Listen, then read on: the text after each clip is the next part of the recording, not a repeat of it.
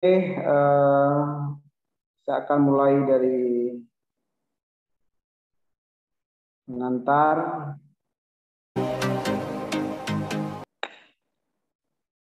Pemilu merupakan implementasi perwujudan kedaulatan rakyat,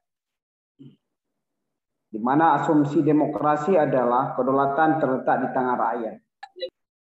Karena rakyat yang berdaulat itu tidak bisa memerintah secara langsung. Maka melalui pemilu rakyat dapat menentukan wakil-wakilnya, dan para wakil rakyat tersebut akan menentukan siapa yang akan memegang tampuk pemerintahan. Jadi kita tahu bahwa kedaulatan rakyat itu kedaulatan ada di tangan rakyat. Ya. Karena rakyat punya kuasa, punya power untuk menentukan siapa yang betul-betul layak dipilih, baik untuk legislatif maupun eksekutif. Dengan pilihan tersebut, maka ini menjadi pertanda bahwa rakyatlah penentu kedaulatan. Suara rakyatlah yang akan menentukan siapa yang kira-kira layak dipilih menjadi wakil-wakil mereka, baik di lembaga legislatif maupun eksekutif. Sekaligus juga rakyat yang menentukan siapa yang berhak untuk memegang tampuk kepemimpinan pemerintahan. Oke, kemudian kita lihat lagi, pemilu merupakan sarana untuk membentuk perwakilan politik. Melalui pemilu rakyat dapat memilih wakil-wakilnya yang dipercaya dapat mengartikulasi aspirasi dan kepentingannya. Semakin tinggi kualitas pemilu, semakin baik pula kualitas para wakil rakyat yang bisa terpilih dalam lembaga perwakilan rakyat. Ya, ada wakil-wakil rakyat yang ditempatkan, yang dipilih untuk menduduki baik lembaga legislatif maupun eksekutif. Mereka lah orang-orang yang dikasih mandat. Mereka lah orang-orang wakil-wakil dari rakyat. Ya. Mereka lah merupakan wakil-wakil yang telah dipilih rakyat untuk menentukan kebijakan-kebijakan yang pro terhadap rakyat. Kebijakan-kebijakan untuk kepentingan kesejahteraan rakyat. Pemilu merupakan sarana untuk melakukan pergantian pemimpin atau rotasi kekuasaan secara konstitusional. Ya. Pemilu bisa mengukuhkan pemerintahan yang sedang berjalan atau untuk mewujudkan reformasi pemerintahan. Jadi pemilu merupakan satu estafet 5 tahunan kalau tempat kita untuk mengganti atau restorasi kekuasaan secara konstitusional. Oke, kemudian selanjutnya, pemilu merupakan sarana bagi pemimpin politik untuk memperoleh legitimasi. Melalui pemilu juga, para pemimpin, para elit politik yang telah dipercaya untuk mendapatkan legitimasi. Melalui apa? Melalui pemilu, karena mereka telah diberi mandat, telah diberi legitimasi oleh rakyat untuk melakukan tindakan-tindakan atau memperjuangkan kebijakan-kebijakan untuk kemaslahatan negara. Untuk apa? Pemerintahan, untuk menjamin kesejahteraan rakyat. Untuk apa negara? Untuk menjamin kesejahteraan rakyat. Pemilu merupakan sarana partisipasi politik masyarakat untuk turut serta menetapkan kebijakan publik. Melalui pemilu, rakyat secara langsung dapat menetapkan kebijakan publik melalui dukungan pada kontestan yang memiliki program-program yang dinilai aspiratif dengan kepentingan rakyat. Kontestan yang menang karena didukung lain harus merealisasi janji-janji itu ketika telah memegang tampuk pemerintah. Jadi harus betul-betul memilih pemimpin itu yang nantinya bisa memperjuangkan kepentingan rakyat. Selanjutnya kita akan bahas ya pentingnya partisipasi. Dari beberapa fungsi pemilu di atas menunjukkan partisipasi sangat diperlukan untuk membangun pemerintah yang akuntabel, transparan, dan responsif terhadap kebutuhan masyarakat. Tiadanya partisipasi hanya akan menabur pemerintahan yang otoriter dan korup. Dengan demikian, partisipasi akan meletakkan masyarakat pada posisi yang sebenarnya dengan beberapa dasar pemikiran. Begitu penting ya partisipasi. Untuk apa? Untuk membangun pemerintah yang akuntabel, transparan, responsif terhadap masyarakat. Oke, dengan demikian partisipasi akan meletakkan masyarakat pada posisi yang sebenarnya dengan beberapa dasar. Masyarakat bukanlah sebagai budak, clients, melainkan sebagai warga, citizen. Ya, sangat beda antara budak dengan warga. Kalau budak mereka hanya patuh pada majikannya. Apa yang dikatakan oleh majikan itu yang dibuat. Tapi kalau citizen, warga belum tentu. Ya. Karena konsep warga, mereka menganggap bahwa setiap individu pribadi yang utuh dan mempunyai hak penuh untuk memiliki. Ada kebebasan. Nggak boleh didikte. Kita berhak memilih siapa saja. Kita berhak memilih, tidak memilih siapa saja. Ya, kita punya kebebasan berpendapat dan lain sebagainya. Dibandingkan misalnya tadi dengan budak, nggak ada, nggak bebas dia diatur semua hidupnya.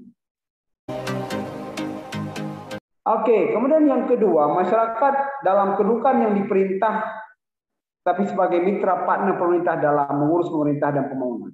Oke, kemudian tiga, partisipasi bukanlah pemberian pemerintah, tapi sebagai hak warga masyarakat sendiri. Partisipasi bukan pemberian, tapi dia adalah keinginan secara sukarela dari pemerintah, dari masyarakat untuk berpartisipasi. Bukan pemberian. Jadi itu hak warga rakyat untuk memilih dan tidak memilih seorang pemimpin. Oke, yang keempat, masyarakat bukan sekedar objek pasif penerima manfaat kebijakan pemerintah, tapi sebagai aktor atau subjek yang aktif menentukan kebijakan. Ya, jadi posisi pemilu itu mendudukan masyarakat sebagai subjek, penentu, bukan objek. Ya. Oke, dasar dan faktor inilah yang menjelaskan mengapa pemilu diselenggarakan secara merata di wilayah Indonesia. Setiap 5 tahun sekali. Ya, begitu pentingnya.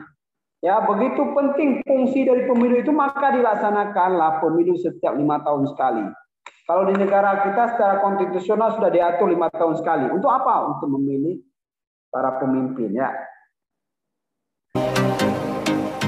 Oke, kesadaran demokratis menempatkan pentingnya partisipasi masyarakat dalam kedudukan yang sebenarnya dalam proses pemilihan pemimpin. Ada kuasa politik dari rakyat untuk ikut menentukan pilihan terbaik pemimpin dalam mekanisme pemilihan umum. Namun, ya, ini data dari beberapa penjelasan saya tadi, ya, fungsi pemilu, partisipasi. Namun, menurut temuan Bawaslu RI, meskipun pelaksanaan pemilu di Indonesia semakin demokratis, yakni ditandai dengan semakin transparannya proses dan hasilnya tidak bisa diprediksi, tetapi dalam pelaksanaan pemilu partisipasi masyarakat cenderung menurun. Ini temuan dari Bawaslu bahwa partisipasi masyarakat itu sangat rendah, ya, dari pemilu ke pemilu. Ada satu pertanyaan yang menarik. Ya, mengapa pemilu belum menjadi suatu event penting bagi rakyat untuk menentukan perubahan bangsa? Itu pertanyaan besar dari beberapa penjelasan saya tadi terkait dengan fungsi atau pentingnya pemilu, kemudian pentingnya partisipasi. Kalau menurut saya sendiri, pemilu ini kan berdasarkan gimana ya Pak? Semua orang bisa mendaftarkan diri asalkan sesuai dengan persyaratan yang udah ditentukan. Kalau misalnya dia sesuai dengan persyaratan itu dia bisa mendaftarkan diri. Jadi gini Pak, kalau dianalogikan ketika kita di sebuah kapal ini, masyarakat di sebuah kapal. Nah, sedangkan nggak ada nahkoda. Pemilu itu kayak digambarkan kayak nahkoda. Jadi pemilihan nahkoda itu Pak, kan kita nggak mungkin mengendarai sebuah kapal itu tanpa ada ilmu. Jadi kalau misalnya kita milih orang acak atau dia memilih diri dia sendiri, tapi kita nggak tahu kapasitas atau level dia itu semana, apakah memang level dia bisa mengendarai kapal atau dia cuma bisa memperbaiki yang rusak di kapal itu gitu Pak. Kenapa belum dijadikan sebuah event yang besar bagi rakyat itu karena masih banyak rakyat yang kecewa terhadap pemimpin-pemimpin sebelumnya. Jadi makanya rakyat banyak yang golput, banyak yang nggak mau ikut partisipasi. Seperti itu Pak menurut saya. Menurut saya Pak, pembahasan kita kali ini tuh masih berkaitan dengan pembahasan kita minggu lalu. Alasan masyarakat masih golput itu latar belakangnya sama dengan kenapa masyarakat masih belum merasa bahwa pemilu ini ada event penting bagi Indonesia, negara kita, karena seperti penyebabnya alasan kenapa masyarakat itu golput Pak. Menurut saya karena ada rasa ketidakpedulian dari masyarakat akibat merasa bahwa setiap pemimpin tahun ke tahunnya itu yang beranggapan bahwa semua pemimpin ini sama saja. Masih banyaknya daerah-daerah yang tingkat partisipasinya rendah disebabkan karena sosialisasi penyelenggaraan pemilu yang kurang maksimal atau kurang optimal, Pak. Kenapa masyarakat tidak menganggap ini event penting itu karena keadaan yang dialami masyarakat kalau menurut saya Pak. Karena kalau dibilang tadi dari pentingkah masyarakat pentingkah partisipasi masyarakat tadi kan dibilang kan masyarakat itu bukan hanya dalam kedudukan yang di pemerintah tetapi menjadi partner pemerintah. Tetapi pemerintah ini tidak menjadikan masyarakat seutuhnya partner mereka. Jadi masyarakat ini kayak memikir tidak percaya lagi dengan mereka, jadi kayak masyarakat menganggap itu tidak penting, gitu Pak. Karena pemerintah tuh kurang merangkul masyarakat untuk membangun pemerintahan yang baik. Hanya dalam event-event tertentu, seperti misalnya kan event pemilu. Pemerintah hanya di saat itu saja kayak akrab, hanya ingin untuk mengambil suara, tetapi setelah terpilih, mereka seakan-akan lupa dengan masyarakat, Pak. Oh. Karena masyarakat nih kayak masih menganggap kalau adanya pemilu atau nggak pemilu tuh nggak bakal merubah nasib mereka gitu Pak. Jadi makanya masyarakat nggak menganggap penting event pemilu. Gitu. Kalau menurut saya Pak, pemilu itu bukan sebagai perubahan untuk masyarakat Pak, karena masyarakat sudah banyak kecewa Pak lihat para tokoh-tokoh yang ikut pemilu tuh Pak, seperti mereka sering mengingkari janji, sering tidak menjalankan apa visi-visi mereka, sering terlibat korupsi. Masyarakat tuh udah berpikirnya udah pemilu atau enggak tuh ya udah sama saja Pak. Seperti itu dari saya Pak. Pertanyaan tadi kenapa muncul ya? Kita bisa melihat nih data dan fakta ya. Saya akan tampilkan data dan fakta ya. Oke, ini pertanyaannya. Nih, lihat ya. Oke, kita melihat data partisipasi pemilu. Tingkat partisipasi politik masyarakat pada pemilu legislatif pada pemilu 2009 sebesar 70,9%. Golput meningkat 29,1%, dibandingkan pemilu tahun 2004 hanya 15,9%. Partisipasi politik dalam Pilpres mencapai 71,07%, golput 28,3%. Pada pemilu 2014, partisipasi pemilih dalam pemilu anggota legislatif sebesar 75,11%, sedangkan golput mencapai 24,89%. Untuk pemilihan presiden, partisipasi politik 69,58%, sedangkan golput pada Pilpres 2014 sebesar 30,42%. Oke, ini datanya. Data tingkat partisipasi dan golput. Kita bisa melihat pemilu 1955, tingkat partisipasi 91,4%, golput 8,6%. Pemilu kedua 1971, 96,6%, tingkat golputnya 3,4%. Kemudian kita lihat lagi nih yang tinggi-tinggi partisipasi dan golputnya rendah. 1977, 96,5%, golputnya 3,5%. 82, tahun 82, 96,5%, golputnya cuma 3,5%. 1987, ya 96,4, golput 3,6. 92 masih tinggi tingkat partisipasinya 95,1, golputnya 4,9. 97 juga masih tinggi ya, di 96,6, tingkat golput 6,4. 99 itu masih tinggi juga partisipasi 92,6%, golput. Nah, ini udah tinggi dikit nih, 7,3 ya, hampir sama dengan 1955 nih golputnya. Oke, kemudian 2004, coba lihat nih data. Tingkat partisipasi 84,1, tingkat golputnya 15,9. Pilpres pada 2004 dia ada dua tahapan. Tahapan itu 78 tingkat partisipasi 0,2, tingkat partisipasi, golputnya 21,8. Pilpres kedua ya, tahapan kedua 76,6, tingkat golput 32,4. Tinggi-tinggi sekali nih. Ya, kemudian 2009 masih tinggi, golputnya 29,1, Pilpres juga 28,3 ya. 2014 lihat 2014 75,11% tingkat partisipasi, golputnya 24,89.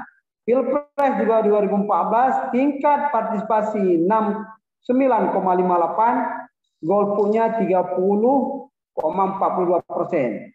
2019 nih, ya di mana wakil-wakil lain masih berjalan sampai sekarang dan akan diganti nanti 2024.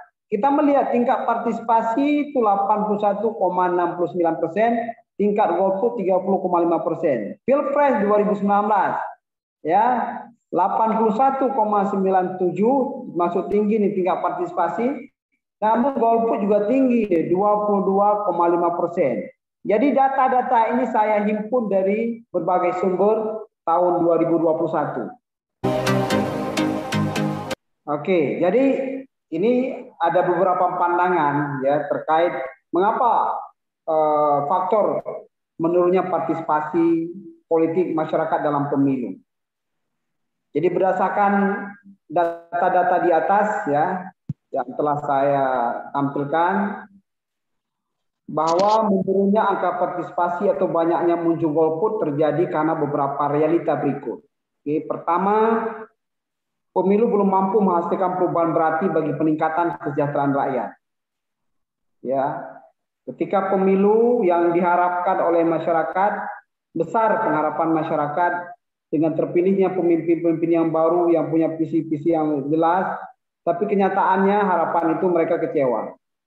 Ya, harapan besar tapi tidak sampai kesampaian. Ya, Akhirnya ini berakibat kepada psikologi masyarakat, mereka kecewa sehingga itu berakibat kepada rendahnya partisipasi. Oke, yang kedua, menurunnya kinerja partai politik yang tidak memiliki platform politik yang realistis dan kader politik yang berkualitas serta komitmen politik yang berpihak pada kepentingan publik, melainkan lebih mengutamakan kepentingan kelompok atau golongannya. Ya, partai politik seharusnya mempunyai platform yang jelas, ya, dan kader-kader yang dan mereka mampu menghasilkan kader-kader yang siap memimpin bangsa ini menjadi lebih baik. Karena tidak ada wadah lain ketika kita sudah menganut sistem demokrasi melalui partailah, ya wadah partailah yang akan nanti mempersiapkan kader-kader bangsa yang lebih baik. Apalagi dalam kondisi hari ini, kadangkala kita sangat kecewa dengan partai politik yang terjebak dengan politik pragmatis, ya, politik pragmatis yang kemudian berakibat pada kegagalan kader mereka untuk menjadi pemimpin-pemimpin bangsa yang lebih baik. Oke. Kemudian yang ketiga, merosotnya integritas moral aktor-aktor politik atau elit politik yang berperilaku koruptif dan lebih mengejar kekuasaan kedudukan daripada memperjuangkan aspirasi publik. Ini lagi ya, tidak terrealisasi janji-janji yang dikampanyekan oleh elit politik kepada publik yang mendukungnya. Kemudian kejenuhan pemilih karena sering adanya pemilu yang dipandang sebagai kegiatan seremonial. Ya, 5 tahunan hanya dianggap seremonial berdemokrasi, ya, yang lebih menguntungkan kepada para elit, sedangkan masyarakat sangat tidak menguntungkan dengan adanya pemilu tersebut. Oke. Kurang netralnya penyelenggara pemilu yang masih berpotensi melakukan keberpihakan kepada kontestan tertentu. Di samping juga kurangnya intensitas sosialisasi pemilu secara terprogram dan meluas. Kita bisa lihat di gambar-gambar ini, maka saya selalu katakan bahwa ada korelasi, ya, perilaku money politik itu dengan korupsi. Kita bisa lihat nih, berapa banyak ada di antara gubernur yang tertangkap tangan, ya, korupsi, ada Pak Menteri yang tertangkap tangan melakukan korupsi. Ini kan elit-elit, ya, yang mereka itu duduk di sana setelah berdasarkan mandat yang diberikan oleh rakyat melalui pemilu. Akhirnya muncullah misalnya ada spanduk-spanduk yang berisi ini, sebenarnya nggak perlu terjadi kan. Ada uang, ada suara, menerima serangan fajar, kan luar biasa ini, ya. Kemudian ada bantuan, ada serangan fajar yang dikasih masuk dalam amplop ini berbentuk uang 50.000. Ya, ada berapa lembar nih kita bisa lihat. Kemudian ada yang berbentuk nih 10.000, 20.000. Kemudian ada bantuan juga yang berbentuk ini minyak, kan? Banyak lagi, saya pikir hal-hal inilah yang terjadi selama fenomena ini sudah membudaya di kalangan masyarakat kita. Oke, ya demikian untuk hari ini.